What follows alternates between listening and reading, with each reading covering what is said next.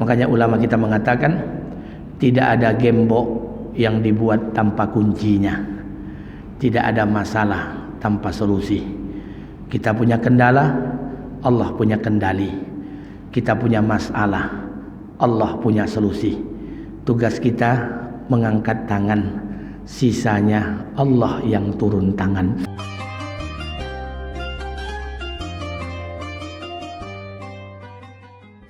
Bismillahirrahmanirrahim. Assalamualaikum warahmatullahi wabarakatuh.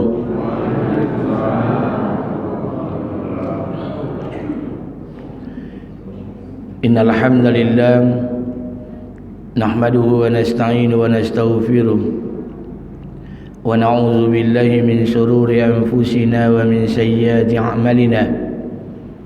Asyhadu an la ilaha illallah wa asyhadu anna Muhammadan 'abduhu wa rasuluh. Faqala Allah Ta'ala fi kitabihil karim. A'udzu billahi samil 'alim minasy syaithanir rajim. Bismillahirrahmanirrahim. Atamuruna an-nasa bil birri wa tansawna anfusakum wa antum tatlunal kitab afala ta'qilun.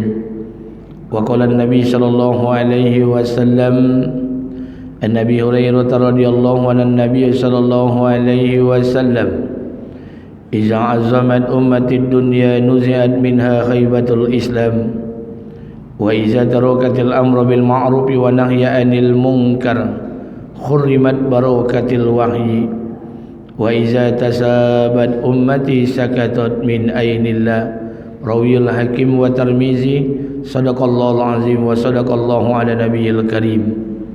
Syukur kepada Allah dengan mengucapkan alhamdulillahillazi ahyana ba'dama amatana wa ilaihin nusur. Semoga Allah Subhanahu wa taala senantiasa beri rahmat dan keberkahan dalam kehidupan ini. Amin. Salawat beriring salam tidak lupa pula kita sampaikan pada junjungan alam Nabi besar Muhammad sallallahu alaihi wasallam. Allahumma salli ala sayyidina wa nabiyyina wa habibina wa syafi'ina wa zuhrina wa maulana Muhammad wa ala ali Muhammad. Bapak Ibu yang dimuliakan Allah Subhanahu wa taala, subuh hari ini lagi dan lagi kita akan angkat satu kisah Nabi dalam Al-Quran, dan ini akan menjadi inspirasi buat kita bersama atau semangat baru bahwa sesungguhnya Allah Subhanahu wa taala hadirkan kita ke dunia ini pasti punya maksud. Ada satu nabi yang Allah sebut namanya 7 kali dalam Al-Quran.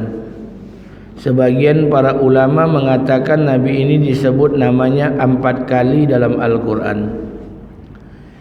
Nabi ini diutus oleh Allah di kawasan negeri Syam, dan nabi ini bertemu dengan keluarga para nabi yang lainnya. Nabi ini diutus oleh Allah dari kalangan Bani Israel. Sekali lagi saya sampaikan kepada kita bersama, Allah mengatakan dalam Al-Quran, ya Bani Israel zukuru ni'mati allati an'amtu alaikum wa anni faddaltukum alal alamin.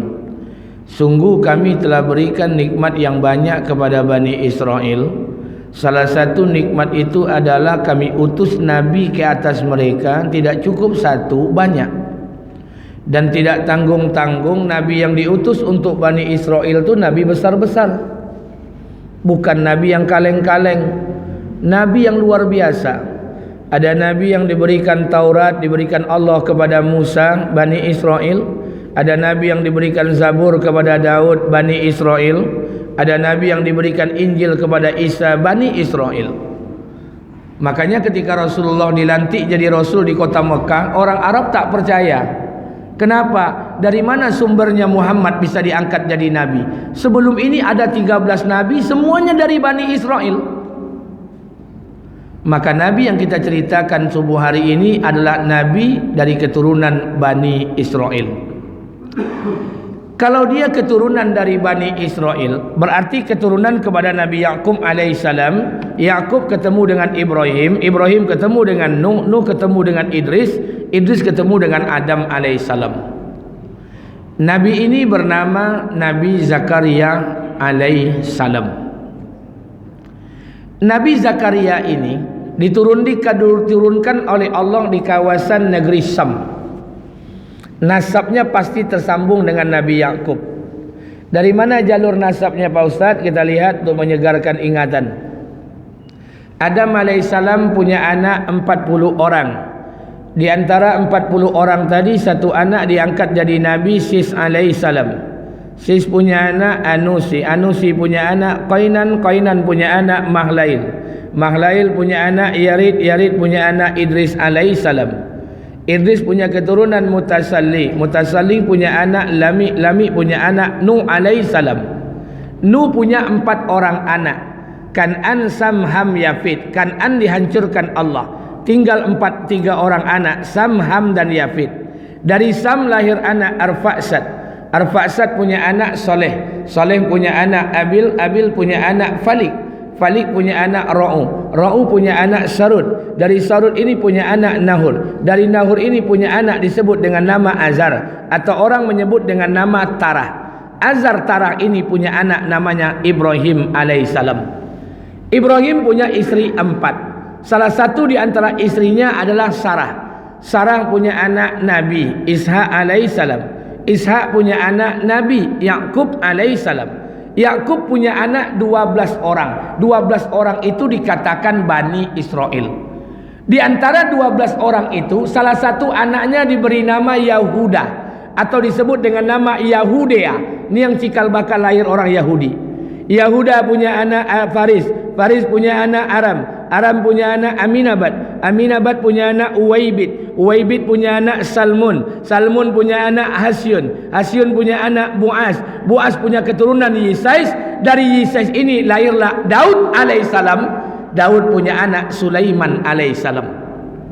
Sulaiman banyak istrinya.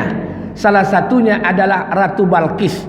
Punya anak tunggal namanya Rahabaan, atau disebut dengan nama Rahabeam. Rahabaan ini punya banyak anak, salah satunya adalah Ainaman. Dari keturunan Ainaman lahirlah Zakaria alaihissalam. Dari Zakaria lahirlah Yahya alaihissalam.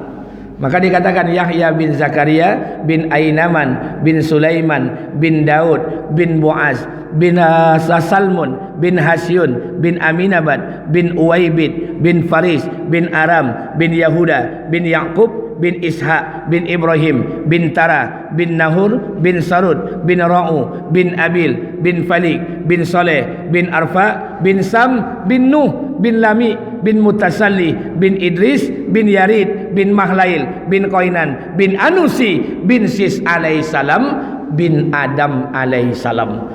Yang mencatat tidak usah dicatat lagi Pak, danga jolah. Jangan sok-sok awak lah tua-tua pun usah sok-sok, danga jolah. Nah, itu jalur Nabi Zakaria alaihissalam.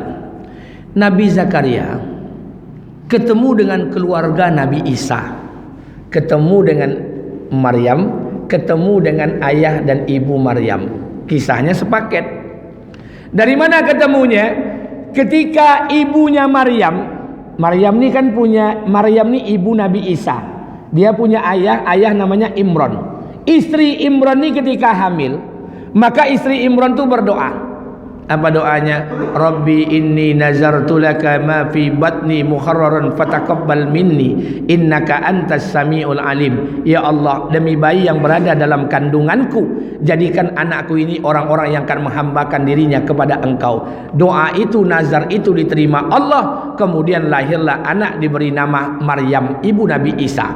Ketika Maryam lahir, langsung diambil oleh Nabi Zakaria alaihissalam. Dari mana diambil oleh Nabi Zakaria? Kenapa bisa diambil? 1, untuk menyempurnakan nazarnya. 2, Zakaria ni pamannya Maryam. Bini Zakaria tu adik-beradik sama mak Maryam. Yang ketiga, Zakaria dan istrinya tidak punya anak. Sudah meminta kepada Allah berapa lama? Sebagian ulama mengatakan 27 tahun. Sebagian lagi mengatakan 49 tahun Zakaria dan istrinya berdoa minta anak tapi belum diberi anak. Maka dibawalah oleh Zakaria Maryam bayi kecil di Baitul Maqdis, dipeliharalah oleh mereka, dibuatlah mihrab, dibesarkan sandang, pangan, papan, semua keperluan Maryam disempurnakan sampai Maryam tumbuh menjadi gadis dewasa.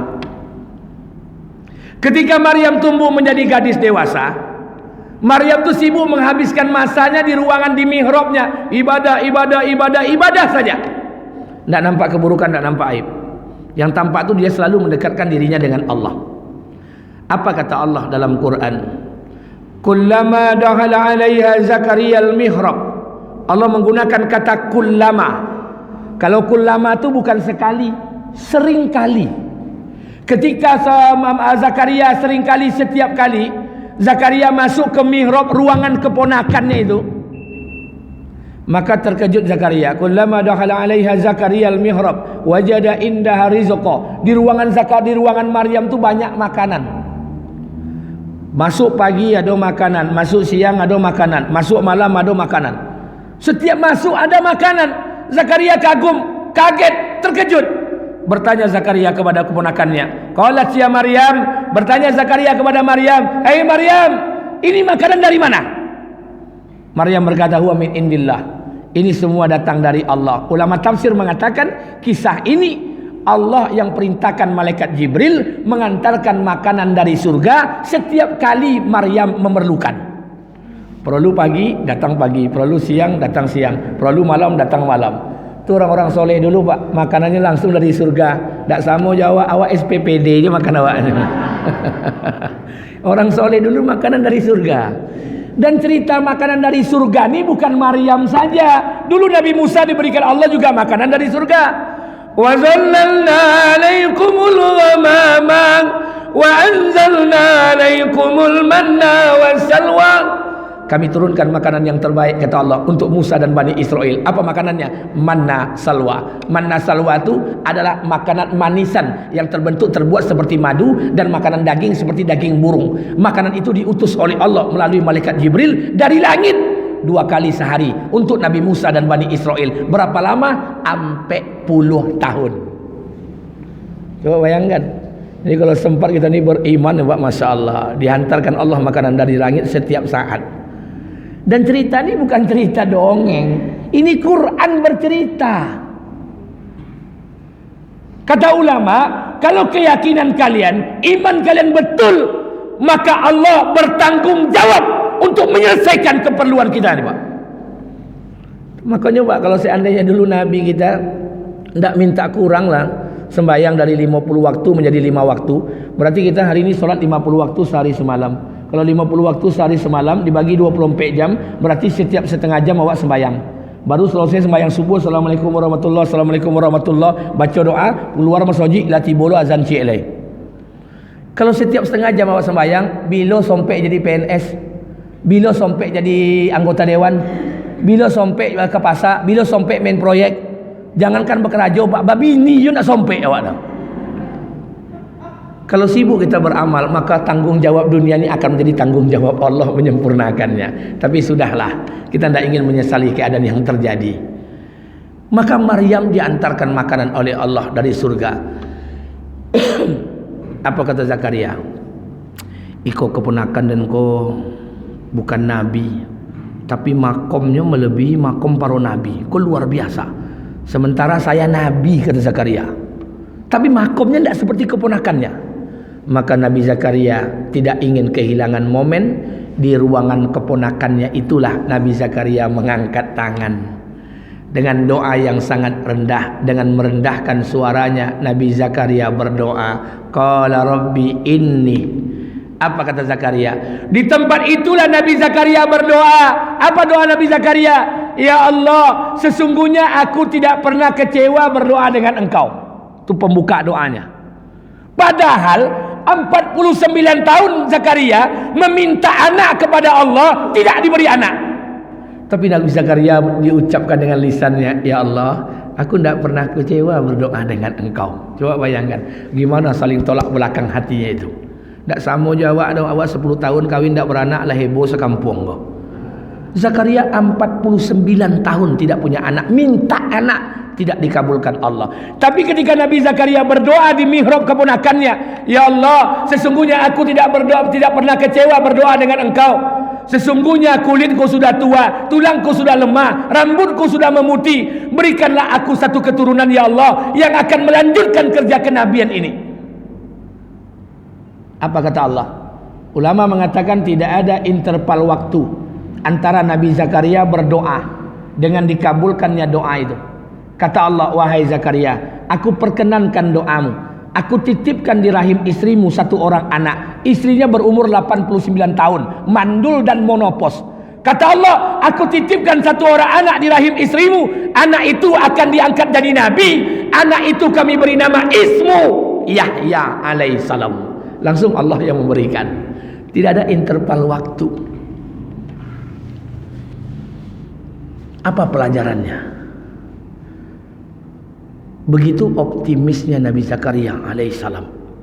Yakinnya Nabi Zakaria alaihissalam melebihi batas logika. Istri Zakaria ini mandul, monopos, tidak mungkin punya anak. Tapi Nabi Zakaria mengangkat tangan kepada Allah. Aku tidak pernah kecewa berdoa dengan Engkau ya Allah. Sikap ini yang mau kita tanamkan dalam diri kita, Pak. Di Masjid Nurul Islam subuh sudah saya sampaikan. Ada satu cerita. Cerita ini dikutip daripada Profesor Dr. Haji Imam Ali Mawardi. Dia mengatakan kisah ini nyata. Dia mengatakan, apa kisahnya? Ada satu orang pemuda umur 38 tahun. Belum menikah, sudah 8 kali bahkan 10 kali melamar anak gadis, lamarannya ditolak. Pemuda ini wajahnya tidak ganteng. Kalau tidak ganteng, kalau bahasa awaknya apa? Buruk. Layah ya walayamut, ini sogan mati tidak umur. 10 kali melamar anak gadis, tidak pernah diterima. Karena tampangnya jelek, buruk, hidup susah. Suatu ketika lewat satu orang perempuan cantik, umur 25 tahun. Bapak Ibu bayangkan kalau perempuan cantik. Saya membayangkan dulu perempuan cantik itu, kalau cantik betul itu, kalau seandainya dia minum kopi, itu nampak hitam lewat di lehernya ini. Bayangan saya. Rupanya sama je. Lewat perempuan cantik. Terbesit di hati Sulaiman ini, seandainya dia menjadi istriku, alangkah bahagianya saya, kata Sulaiman. Akhirnya Sulaiman mengadu dengan gurunya. Guru, tadi saya melihat ada perempuan cantik, tersentuh hati saya, jatuh cinta Sulaiman. Jatuh cinta ni indah, Pak. Kata orang jatuh cinta itu seperti kencing dalam celana. Orang lain bisa melihatnya, tapi tidak semua orang bisa merasakan kehangatannya. Sulaiman ni jatuh cinta, ngadu dengan gurunya. Guru, mungkinkah orang seperti saya akan bisa menjadi suaminya? Kata gurunya, wahai Sulaiman, tidak ada yang tidak mungkin bagi Allah. Kalau engkau mau, kalau Allah mau, Allah akan pertemukan kalian sebagai jodoh pasangan suami istri. Tidak ada yang tidak mungkin bagi Allah. Kata gurunya, kalau kau mau juga Sulaiman, aku beri kau amalan. Apa itu guru? Nanti malam kau bangun malam tahajud, minta kepada Allah, habis salat tahajud doa kepada Allah agar Allah menjodohkan engkau dengan perempuan yang kau lihat tadi. Tapi tahajudnya bukan semalam, 1 tahun 365 hari. Setelah sambil tahajud malam hari, pagi hari kau perkenalkan dirimu di hadapan keluarga perempuan itu, PDKT. Siap? Rupanya perempuan itu namanya Fatimah, punya ibu namanya Zubaidah. Zubaidah ni suaminya telah meninggal dunia 5 tahun yang lalu. Fatimah ni anak yatim. Maka mulailah Sulaiman doa tahajud malam, tiap malam tidak pernah putus. Doanya Pak 3. Dan doa Sulaiman ni lucu. Ya Allah, jodohkanlah aku dengan Fatimah. Kalau tidak jodohkan saja ya Allah. Ngotot doanya. Yang kedua, Ya Allah, kalau memang Fatimah itu bukan takdirku, adalah takdir orang lain, batalkan takdir itu ya Allah, berikan Fatimah itu kepadaku. Yang ketiga, ya Allah, kalau memang Fatimah itu bukan kau berikan untukku, carikan pengganti seperti Fatimah, wajahnya mirip Fatimah, hidungnya mirip Fatimah, matanya mirip Fatimah. Kalau engkau repot ya Allah, dia sajalah ya Allah.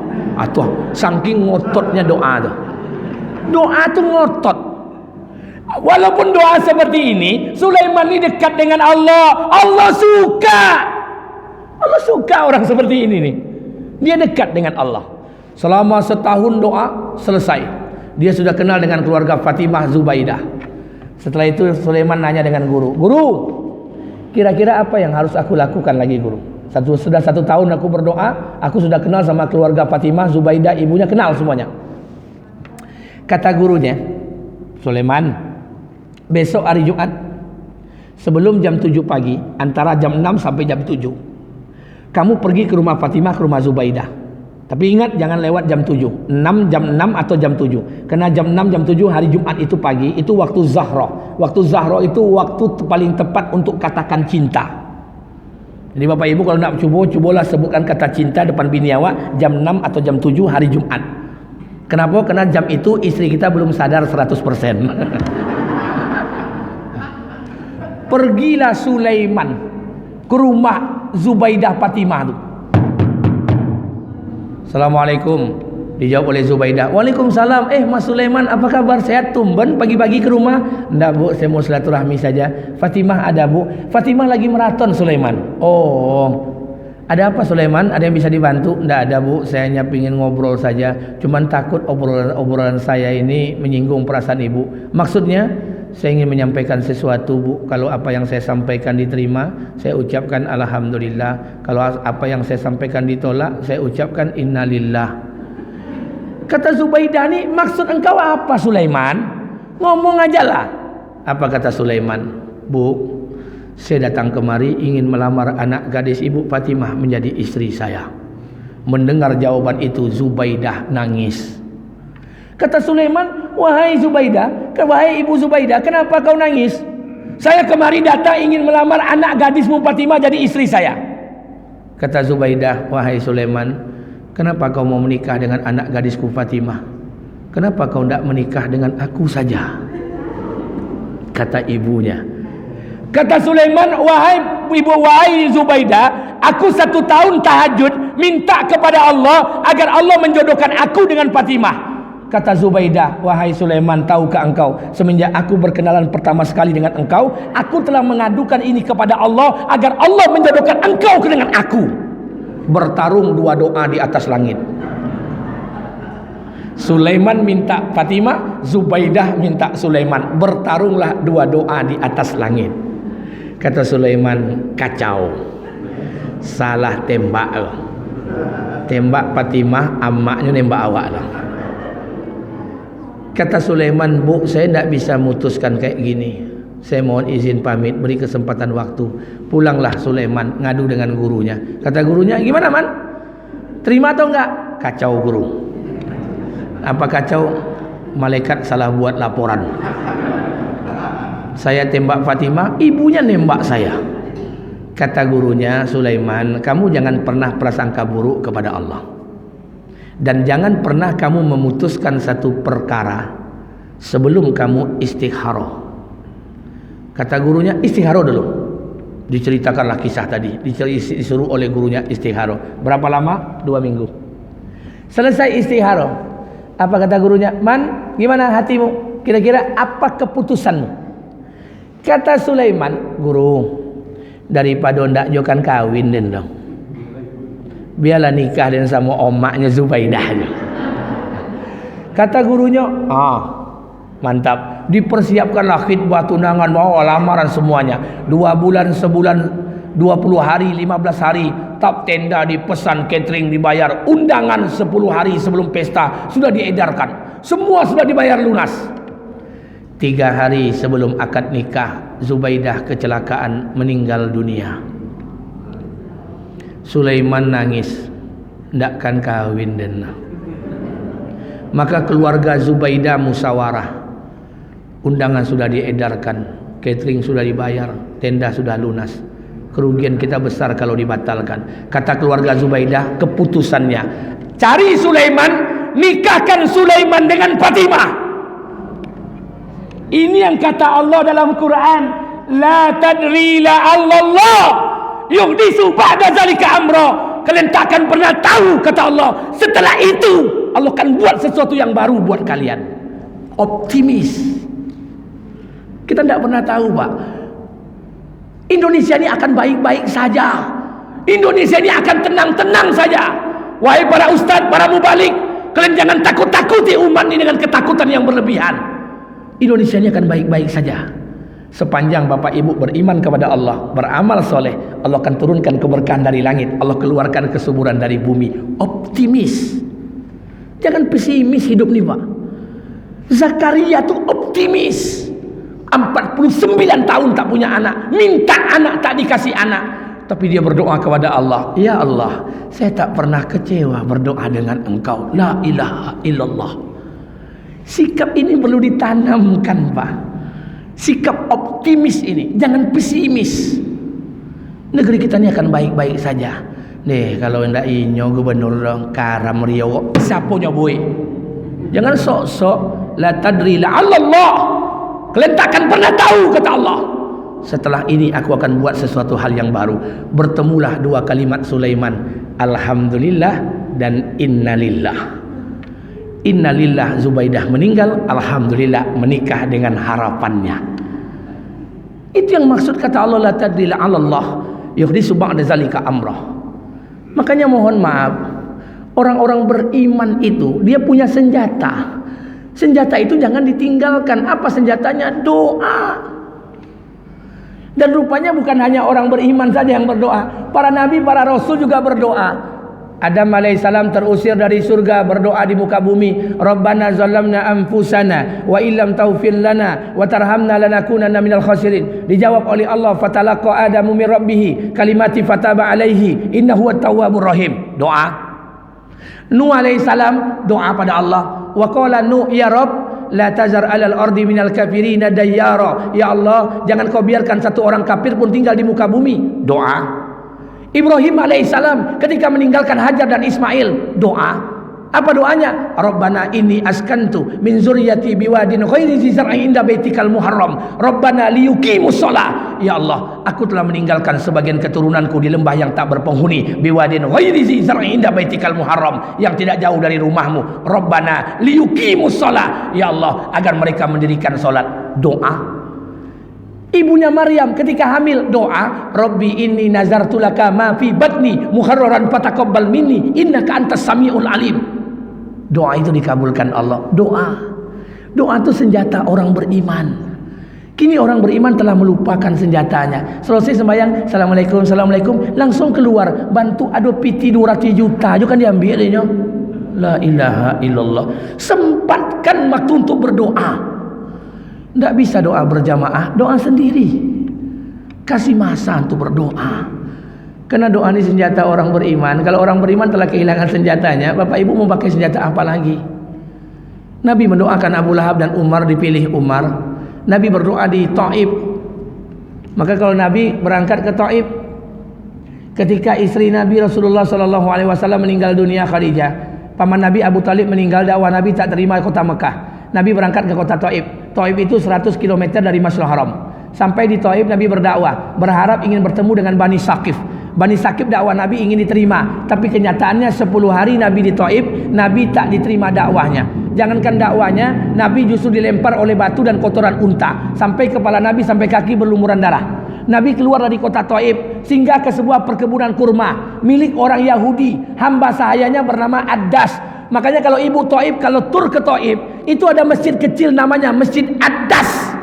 Itu masjid hamba sayanya orang Yahudi yang memberikan setangkai makanan, setangkai buah-buahan kepada Rasul ketika Rasul berlumuran darah. Dari situ Nabi langsung ke Kornin Manazil, tempat orang mengambil mikot. Nabi berdoa dengan sangat luar biasa. Apa doa Nabi?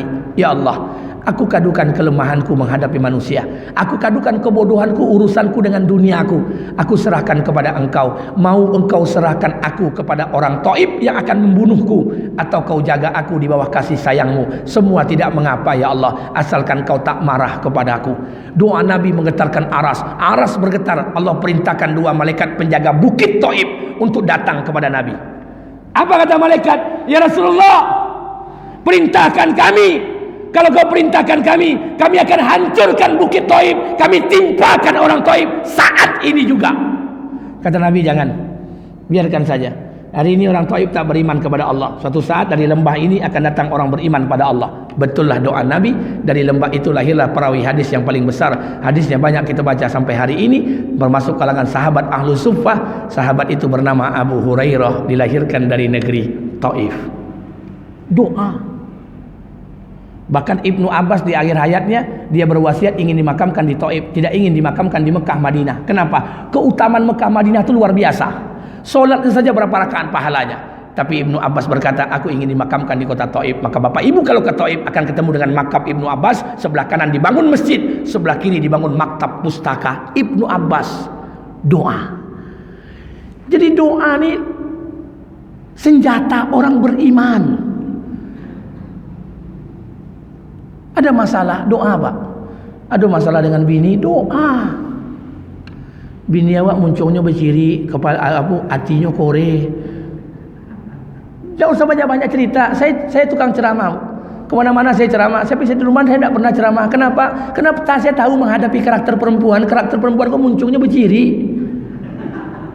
Ada masalah kore kepala bini awak, ambil sejadah, ambil uduk, doa. Kuat-kuatkan suara, ya Allah, istri saya hatinya keras ya Allah, mulutnya kasar ya Allah, lembutkan hatinya ya Allah. Kalau sudah lembut, hadirkan dia di sisiku. Kalau masih keras, jemput dia di sisimu ya Allah. Selesai. Doa. Ya doa. Maksudnya apapun masalahnya doa. Wasta'inu bisabri wassalah wa innaha lakabiratun illa 'alal khashiin. Mintalah pertolongan dengan sabar dan salat. Salat itu semuanya kumpulan doa. Doa. Jangankan doa orang dalam keadaan menangis, jangankan doa orang di dalam masjid, jangankan doa orang di tempat-tempat mustajab, jangankan doa orang ketika hujan lebat, doa orang marah saja dikabulkan Allah. Orang marah, doa dikabulkan Allah. Dan itu kan kisah yang masyhur di Saudi itu ada satu orang perempuan, ibu-ibu sedang masak makanan. Tamu mau datang, ada tamu 2 orang mau datang ke rumahnya. Dia siapkan makanan. Ketika dia siapkan makanan itu, dan selesai makanan dihidangkan di meja. Anaknya umur 5 tahun ambil pasir, menyerah-nyerah dia makanan tuh. Kira-kira kalau terjadi sama ibu, apa yang ibu lakukan? Mencawi-cawi. Tamu mau datang, diserak-serakkan. Ibunya marah. Saking marahnya, apa katanya kepada anaknya? Ya Muhammad, anta izhab ilal haram takuni imam api. Wahai Muhammad, pergi kau ke haram sana jadi imam. Doa itu dikabulkan Allah. Anak itu besar menjadi imam Masjidil Haram, Syekh Abdurrahman As-Sudais. Jadi imam Masjidil Haram kena doa ibunya, izhab ilal haram takuni imam api. Pergi kau ke haram sana nak, jadi imam kau sana. Saking marahnya ibu. Anak itu dia kabulkan Allah. Jadi kalau ibu marah dengan anak, lewana jadi habis langgoy. Habis Quran besok itu. Doa dalam keadaan marah pun dikabulkan Allah. Dan ini pelajaran buat kita, Pak. Maka saya minta buat kita bersama doa. Doa ini senjatanya orang beriman. Kalau kita sudah mengangkat tangan, aras mana yang tidak bergetar, doa mana yang tidak akan diijabah. Makanya ulama kita mengatakan tidak ada gembok yang dibuat tanpa kuncinya, tidak ada masalah tanpa solusi. Kita punya kendala, Allah punya kendali. Kita punya masalah, Allah punya solusi. Tugas kita mengangkat tangan, sisanya Allah yang turun tangan. Selesai. Apa yang kita takutkan hidup dunia? Maka saya sandarkan semuanya urusan ini kepada Allah. Kita belajar dari kisah Zakaria alaihissalam yang 49 tahun tidak memiliki anak, tapi begitu optimis tetap berdoa kepada Allah agar Allah berikan karunia anak. Maka lahirlah satu orang anak, diangkat oleh Allah, oleh Allah jadi nabi. Nama itu langsung diberikan Allah, ismu Yahya, namanya kami beri Yahya alaihissalam. Ibu kalau dengar kisah Yahya, besok saya akan ceritakan kisah ini. Kata Nabi, seluruh manusia punya dosa. Tidak ada manusia yang tidak berdosa. Tapi ada satu manusia yang jangankan berbuat dosa, berpikir untuk berdosa pun tidak ada. Kata Ali, siapa ya Rasulullah? Yahya bin Zakaria alaihissalam. Kita mau lihat apa yang dibuat Yahya. Jangankan dosa, berpikir untuk dosa juga tidak ada. La ilaha illallah. Ini pelajaran. Sengaja Allah menitipkan pesan ini dalam Quran untuk kita. Optimis. Walaupun besok pagi hari kiamat, hari ini kita sempat nanam sebatang kurma, tanamlah. Jangan underestimate, Pak. Jangan pesimis dengan hidup nih. Kalau seandainya gubernur kita tidak terpilih, kacau ini. Kalau yang lain nanti PKI akan hidup. La ilaha illallah. Dulu Pak, maaf, ketika Jokowi jadi presiden, oh macam heboh dunia ni. PKI akan hidup, Jokowi anak PKI, ini itu semuanya, masjid akan payah, tidak ada lagi suara azan. Lah 2 periode Jokowi jadi presiden, aman-aman jawab sembahyangnya. Maka kalian jangan takut-takuti umat ini dengan ketakutan yang berlebihan. Sudahlah, umat ini tahu kiamat akan datang, umat ini tahu Imam Mahdi akan turun, umat ini tahu dunia ini akan dihancurkan. Tapi jangan kalian takut-takuti umat ini dengan ketakutan yang berlebihan. Ini yang merusak nih Pak. Saya ingin sampaikan buat kita bersama. Belajar. Percayalah. Laki-laki dan perempuan yang beriman kepada Allah, kemudian mereka beramal soleh, Allah Subhanahu wa ta'ala akan berikan hayatan thayyibah, kehidupan yang baik di kehidupan mereka. Rumah tangga yang baik, istri yang baik, anak yang baik, lingkungan yang baik, pencarian yang baik, pekerjaan yang baik, tetangga yang baik, bangsa yang baik, negeri yang baik. Hayatan thayyibah. Ini janji Allah. Janji Allah ini lebih pasti daripada terbitnya matahari pagi ini. Kenapa kita tak percaya dengan apa yang disampaikan Allah ini? Jangan takut. Makanya oleh karena itu, Bapak Ibu yang dimuliakan Allah, saya minta tolong kepada kita bersama, kita yang hadir hari ini, hadirkan sifat optimisme, sikap optimisme itu dalam hati kita. Optimis. Jangan mengeluh. Jangan mengeluh dengan kehidupan dunia. Jangan mengeluh. Jangan mengeluh dengan kehidupan yang terjadi hari ini. Jangan mengeluh. Ada di antara teman-teman bercerita semalam, Ustaz, saya itu agak pusing Ustaz, kadang-kadang pusing, dah 2 minggu ni saya tak megang uang. Ketika ada uang di rekening Ustaz, agak tenang hati saya. Kalau tak ada uang ni agak gelisah. Saya mau tanamkan pada kita bersama. Apa kata Imam Al-Ghazali? Kalau ada orang punya uang, hidupnya tenang. Kalau dia tak punya uang, hidupnya gelisah. Berarti dia sedang menghina Allah. Berarti dalam hatinya punya keyakinan bahwa Allah tidak bisa membuat dia tenang tanpa uang. Allah bisa berbuat dengan sebab, Allah bisa berbuat tanpa sebab, Allah bisa berbuat yang bertentangan dengan sebab. Kita lapar, dikasih makan, kenyang dengan sebab. Kita lapar, Allah tak kasih makan, tapi Allah tetap kenyangkan. Ashabul Kahfi 309 tahun tidak makan, tidak minum, Allah kenyangkan tanpa sebab.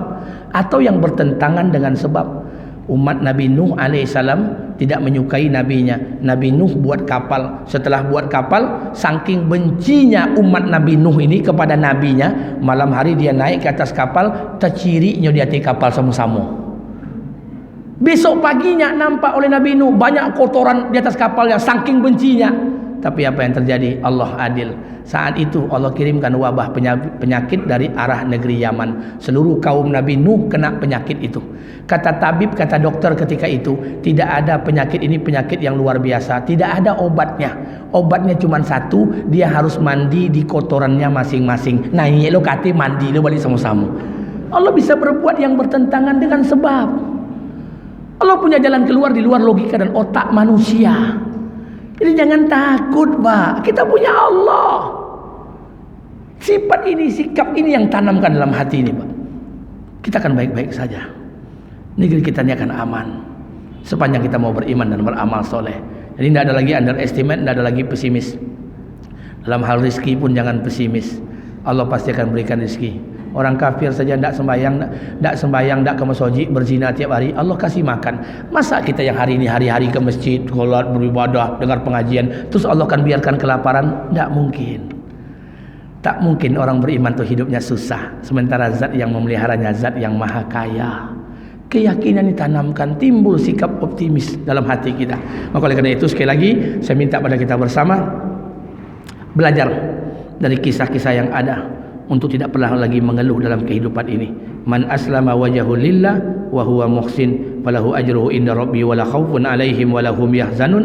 Barang siapa yang menyandarkan urusan bulat-bulat kepada Allah wa huwa muhsin, dia buat yang terbaik, wala khaufun alaihim wala hum yahzanun, Allah cabut di hatinya rasa takut dan takkan pernah bersedih hati. Tidak ada takut. Hidup ini biasa saja. Uang 2 juta untuk hidup 1 bulan cukup. Uang 200 juta untuk lifestyle gaya hidup takkan pernah cukup. Orang bisa beli Pajero, kita hanya bisa beli Brio. Alhamdulillah. Kenapa kita mesti mengukur kaki kita dengan sepatu orang lain? Makanya saya lebih suka berkawan sama orang miskin, Pak. Maaf Pak Asri Auzar, saya bukan tak suka. Banyak kawan saya pejabat, Pak. Semua pejabat kawan saya. Tapi saya lebih suka berkawan dengan orang miskin. Kenapa? Orang miskin kok tak banyak seleronya loh, Pak. Orang miskin kok keinginannya ada piti belanja anaknya 2.000 ke sekolah pagi kok, kemudian beli borek bare 1 kilo, kemudian beli talu setengah papan, beli indomie untuk sayurnya, kemudian dapat sewa rumah 200.000 sebulan. Selesai. Yang banyak selero kan orang mau diawak kau minta Pajero, minta Fortuner, makanya susah surang. Awak yang menyusahkan diri awak kau, Pak. Terlalu banyak khayalan awak kau melebihi batas kematian awak, Pak. Itu yang kecil orang Minang selero kadang tenaga kurang. Banyak keinginan awak lah, dia pergi auto Brio nak ganti Fortuner, dia pergi Fortuner nak minta Alphard, makanya kilo. Orang miskin tak banyak seleranya. Bisa bayi sewa rumah tiap bulan, anaknya jajan 2.000, bisa beli beras 1 kilo, Indomie 2, tolu cie, senang, mereka bahagia. Tak banyak keinginan. Rupanya yang miskin itu orang muda awak, Pak. Kenapa terlalu banyak keinginan kita? Maka saya minta pada kita bersama, hadirin yang dimuliakan Allah, sedikit demi sedikit kita belajar untuk tidak mengeluh dengan kehidupan dunia ini. Apa yang terjadi jangan mengeluh. Dapat istri yang agak sedikit kekurangannya, alhamdulillah. Jangan coba-coba untuk mengganti istri, Pak. Nanti Bapak akan ketemu kekurangan yang lain. Sama. Ibu juga kalau tidak suka dengan kekurangan suami, bertahanlah, bersabarlah. Kalau diganti nanti suami, ibu akan ketemu dengan kekurangan yang lain. Sama. Itu saja. Kasus yang di Pekanbaru, di PTA Pekanbaru 2023, ada 7.000 kasus perceraian. Perceraiannya cerai gugat di kalangan PNS 80%. Saya mau tanya, ila aina anta, where you go? Kita mau apa? Makanya nikmati aja setiap kekurangan istri itu, nikmati aja. Tidak usah terlalu serius, biasa-biasa aja. Di rumah tangga itu sudah menegangkan, Pak. Walaupun kita kepala keluarga, enjoy saja. Saya biasa-biasa aja di rumah tangga, biasa-biasa aja. Kalau istri saya marah, saya keluar. Kenapa? Saya tidak akan mungkin layani orang marah. Kenapa? Marah ketemu marah kacau. Saya keluar ketawa. Tadi pagi dia bilang, Abi kemana? Abi mau ceramah. Dari tadi subuh semalam tidak pulang-pulang, baru jam 1. Terus ceramah, pulang berangkat ceramah lagi. Ceramah terus saja, kapan Abi di rumah? Tidak apa-apa, tinggal cium keningnya, dadah. Biasa aja. Saya berangkat dengan istri saya. Saya kan biasanya kan tidak pernah pakai mobil berdua sama istri, jarang. Ada sesekali lah.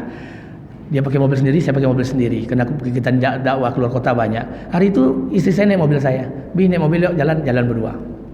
Lewat Jalan Sudirman, depan Honda Arista. Kan ada SPG, sales promotion grill itu, yang nyebarkan brosur Honda tuh, yang seksi itu. Nampak tuh, ancak leh. Kata saya lupa istri sebelah. Ya Allah, marah istri saya. Apalah Ustaz nih, masih kayak gitu aja, masih ditengok-tengok. Nggak puas Abi sama Umi. Atau pingin Abi Umi tu kayak gitu, pakai rok pendek. Umi lebih putih dari dia. Saya bilang, enggak Mi, mohon maaf. Abi enggak sengaja, enggak terlihat tadi. Emanglah Ustaz ni ya, yang dah tersembunyi kayak gitu jauh-jauh pun masih dilihat. Enggak, Abi minta maaf Mi. Memang dasar laki-laki macam-macam. Namanya betino, keluarlah merepet tu. 2 kali saya minta maaf. Yang ketiga saya minta maaf Mi, enggak sengaja Mi, mohon maaf. Oh, emanglah laki-laki. Lah 3 kali minta maaf, ndak jadi maafkan, naik lo emosi yang boh. Dek, adik harus paham lah, Abi punya mata, Abi bisa melihat dengan mata ini mana yang cantik, mana yang jelek, mana yang putih, mana yang hitam, mana yang mulus. Jangankan yang dekat, yang jauh Abi lihat. Jangankan yang jauh, yang tersembunyi Abi bisa lihat. Abi punya mata, Dek. Kalau Abi bisa melihat mana yang cantik, mana yang mulus, mana yang tersembunyi. Kalau Abi tidak bisa melihat mana yang cantik dan mana yang tersembunyi, bagaimana mungkin Abi bisa menemukan Umi? Tak jadi bilang. Hidup ini biasa-biasa aja. Iya. Jadi hidup ini biasa-biasa aja, Pak. Dosa tegang-tegang di rumah, santai-santai aja. Nelpon Umi, Bi, beli sambal yuk. Adek ndak masak hari ini? Ndak apa-apa. Kita bangun rumah tangga, Dek, bukan rumah makan. Selesai. Hidup ini biasa-biasa aja, simple. Nanti akan datang keberkahan. Maka saya bilang, kurang istri uang, tanya. Kurang uang, kalau tidak tanya minta uang, kasih uang. Kalau dia minta nomor rekening, kasih nomor rekening, tinggal silakan pilih nomor pinnya berapa saja. Tidak ada masalah itu kalau punya uang. Kalau tidak punya uang, kasih berapa ada. Tidak apa-apa, Pak. Kenapa? Biasa aja. Uang kalau tidak habis untuk istri di rumah, uang Bapak akan habis untuk janda di luar sana. Pasti. Makanya jaga hati istri. Bapak-bapak saya ingatkan, jaga hati istri. Karena istri itu seperti rekening bank, tidak akan pernah berbunga kalau tidak ada saldonya. Kasih duit. Jadi makanya hidup ini tidak berapa banyak, ukuran tergantung. Kalau Pak Asri Auzar itu lain lagi rekeningnya. Yang secukupnya, berapa cukup berikan saja, tidak ada masalah. Itu biasa saja. Jadi jangan terlalu tegang di rumah ini, biasa-biasa aja, Pak. Jangan terlalu kaku di rumah Anda. Saya orangnya simple saja, fleksibel saja. Tidak ada masalah. Ada uang kita pakai, tidak ada uang kita tahan. Selesai. Kalau seperti ini kehidupannya Pak indah. Makanya saya minta pada kita bersama supaya jangan kita mengeluh. Hidup ini jangan mengeluh. Jangan produk kesusahan, produk kemiskinan kita jual terus. Pak, kau susah, miskin. Allah sesuai sangkaan hambanya. Kalau hambanya sudah menyangka demikian, mereka akan susah terus. Baik, saya pikir cukup. Lebih kurang saya mohon maaf. Sekali lagi, saya tidak bisa makan bersama. Ya, karena acara jam 7 akad nikah, ijab kabul, jam 8 manasik umroh. Bulan ini saya bisa di masjid ini, bulan depan saya mohon izin sama pengurus, saya tak bisa hadir. Kenapa? Tanggal 30 Desember saya berangkat menunaikan ibadah umroh membawa jamaah 105 orang. Baru pulang tanggal 11 Januari. 11 Januari sampai awal Februari saya masih stay di Pekanbaru. Februari berarti saya masih bisa subuh di sini. Tanggal 17 Februari saya berangkat umroh lagi membawa rombongan 400 orang. Sekarang baru serisi seatnya 285. Bapak Ibu baru pulang nanti 2 hari sebelum puasa. Bapak Ibu yang ingin berangkat umroh akbar itu ada lebih kurang 18 mutawif. Ustadz Saifullah, Imam Masjid Ar-Rahman, Ustadz Edi Azhar, Ustadz Dr. Dendi, Ustadz Winaldi, saya sendiri Amir Mutawif dan lain sebagainya. Ada 18 Ustadz Pekanbaru. Insya Allah Dr. Mustafa Umar juga akan berangkat di bulan Januari. Bagi Bapak Ibu yang ingin berangkat bareng umroh akbar, boleh. Kajiannya bukan sebulan sekali, 12 hari. Kita akan tiap hari kajian di Masjid Nabawi dan Masjidil Haram. Oleh karena itu jangan pesimis, optimis. Insya Allah saya bisa berangkat. Nanti Allah akan bukakan jalan. Amin. Baik, saya pikir cukup. Lebih kurang saya mohon maaf. Ada yang mau tanyakan? Tidak ada. Baik, jangan dipaksa-paksa untuk bertanya. Jika tidak ada, sekali lagi saya mohon maaf. Saya tak bisa duduk bersama, makan bersama. Menu kita hari ini apa, Pak? Sup tunjang? Hah? Apapun menunya hari ini tolong dibungkuskan.